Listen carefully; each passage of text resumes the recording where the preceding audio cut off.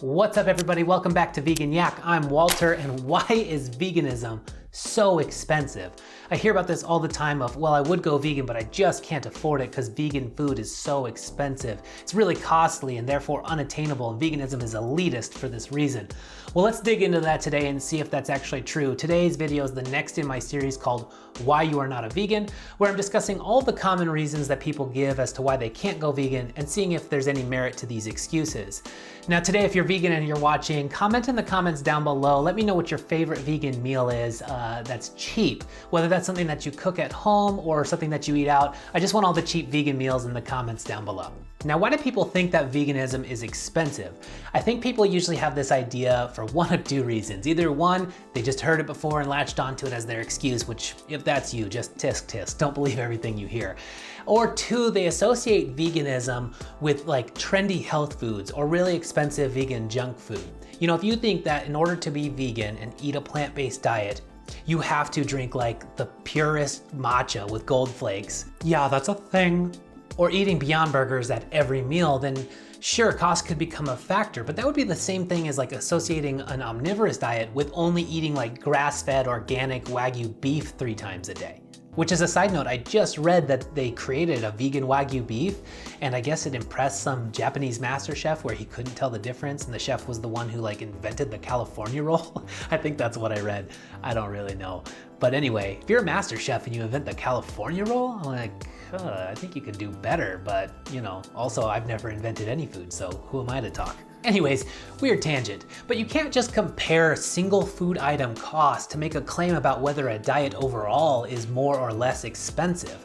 I mean, that's like buying a cell phone based off of the price of the charger, but not taking into consideration the price of the phone, the plan, the accessories, and everything else. It doesn't make any sense. Now, I fully admit that some vegan substitutes right now are more expensive than their animal product alternatives. But a couple of things about this really quickly. One, you don't have to have Beyond Burgers or any other alternative in order to be a vegan. Really? I know, you don't have to have Beyond Burgers every single day. I keep telling myself that, hasn't stopped me. Anyways, the other thing is that I think it's important to know why these products are more expensive right now. Now, in order to make these vegan products, it actually takes way less resources than it does to make the animal products. So you're probably thinking, well, then it should cost less than the animal products. And yes, it should, and it will eventually. But there's other things to take into consideration, like supply and demand. Imagine that you owned a cake business and you needed $30,000 a year, but you're only gonna sell one cake. Well, that one cake needs to cost then at least $30,000. And you're not gonna be able to cut the cost on any of your materials to make more profit or anything, you know, because you can't buy flour in bulk and all that sort of stuff if you're only gonna be making one cake. Now imagine the same scenario, but you're going to sell 100 cakes.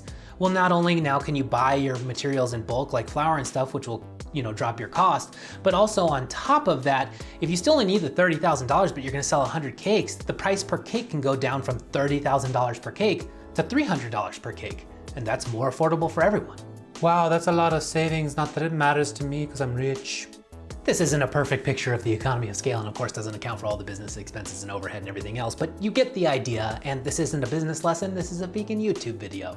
So all of this just to say that as more people buy plant-based options, the cost will go down. Unless the makers of these products decide to say F you and still charge $30,000 per cake because they're capitalist pigs and they love their profit. Yay, capitalism.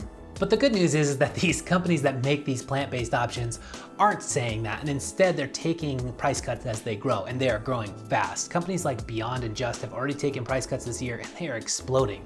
It's like every week that I see Beyond is in some new partnership, launching a new product, or launching in a new market. They're growing so fast. So not only as they grow will their prices cut, but another thing happens is as they grow, people take notice, and then other companies want to join the marketplace and create more plant-based options.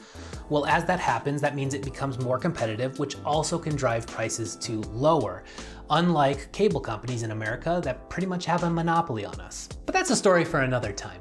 Anyways, companies like Beyond and Just have already come out and said that eventually their products will be less expensive than the animal product alternative, so it's really just a matter of time until the demand is there and it makes sense. Now, the other reason that some of these animal products could cost less is because of their reliance on government tax subsidies. Our tax dollars are constantly going towards making animal products less expensive and towards bailing out these companies that are in these industries, like the failing dairy industry that's received over billions of dollars of bailout money just this year alone here in America.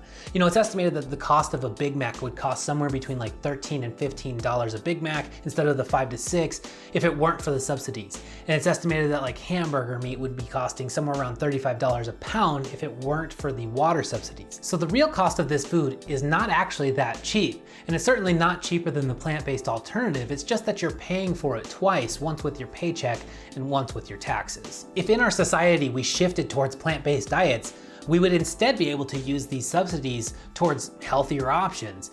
But the good news is that you don't have to wait in order for that to happen. You don't have to wait for tax subsidies to kick in for fruits and vegetables. You don't have to wait until Beyond Burger blows up and their price is less than the cost of meat.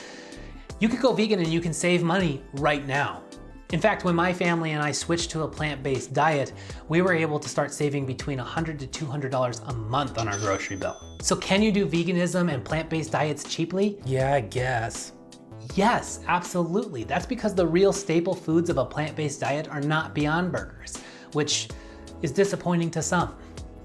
But in all reality, the staple foods are some of the cheapest foods in the market, especially if you're eating whole food plant-based. If you center your dishes around whole foods, they can be some of the cheapest things in the store, like rice and other grains, potatoes, beans and lentils, seasonal fruits and vegetables. And you can buy other cheap products like whole grain breads and pastas, stuff that you're already buying. So you can eat healthy and it can be super cheap. In fact, when I started to do more research on this, it was just like article after article after article that came up that said, oh, if you went vegan, you would save around $750 a year. Or if you went vegan or vegetarian, you'd save somewhere between $750 to $1,000 a year, or around $2 to $3 a day. And this was all while hitting your minimum nutritional requirements. And also it's the same for each individual type of nutrient as well. In fact, take a look at these costs per gram of protein. If you take a look at this list of the lowest cost foods per gram of protein, the plant foods overall win out. Even if you take a look at the lowest two on the list, rolled oats is at 0.7 cents per gram of protein, and the lowest on the animal food list is at chicken, which is over double that at 1.5 cents per gram of protein. So the fact of the matter is that veganism doesn't have to be expensive. I even saw one article that said, here's how to be vegan for $1 a day. So where there's a will, there's a way. I'll link that article and all the other ones down below so you can check those out. You know, of course, do your own research, but I think you're gonna find what I found in the research and in my own personal life example, which is that when you switch to a plant-based diet, especially if you're focused on whole foods, it's very possible that you're going to save money. The other thing to take into consideration here is the potential cost savings of your healthcare down the road. You know, vegans, according to the science, have a lower rate of heart disease, diabetes, and certain types of cancer. So you could be saving a lot of money when it comes to your healthcare down the road and potentially be saving your life. Of course, this is not a guarantee, but the science is on your side if you're eating a whole food plant-based diet and taking care of yourself. If in the future you want to see some what I eat in a day videos that are like cheap edition or some cheap meal ideas, put that down in the comments down below and let me know. And if you're vegan watching, don't forget to put your favorite vegan meals down below that are cheap. If you enjoyed this video, hit like, hit subscribe, and hit that notification bell so you can keep up with the future content. And as always, until next time, stop looking at what you can't do and start looking at what you can do. Thanks.